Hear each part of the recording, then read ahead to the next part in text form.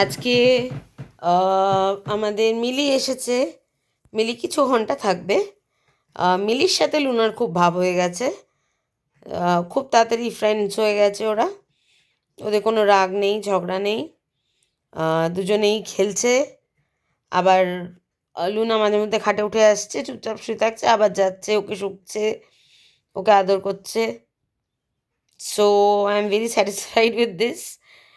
এটাই আমাদের ফারি friends dog কেয়ারের এক মানে একটা ইউএসপি যে আমি আমার আপনি যে টেম্পারামেন্টের ডগ আমার কাছে রাখবেন, আমি ঠিক সেই টেম্পারামেন্টকে কীভাবে ডিল করতে হয় সেটা দেখতে পারবো।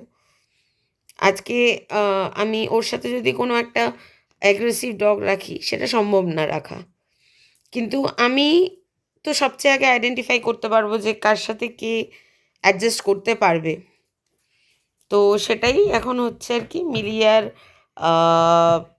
আমাদের লুনার ফ্রেন্ডশিপ তৈরি হচ্ছে। মিলি, মিলি, লুনা কোথায়? মিলি, লুনা কোথায়? এই যে লুনা এসে গেছে তোমার কাছে আবার।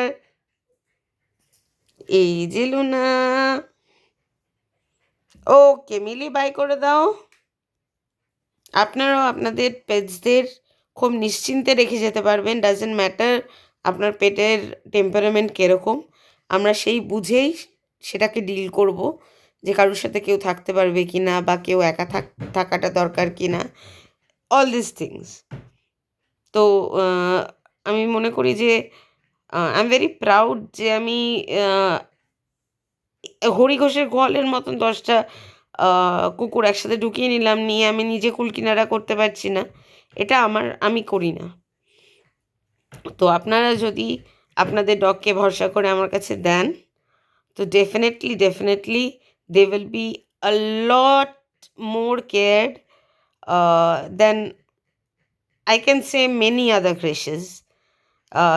আমার এখানে এটা একটা ডগ কেয়ার ফেসিলিটি। এখানে আমি ডে কেয়ার করছি, এখানে আমি সমস্ত কিছু করছি। So it's like second home for them.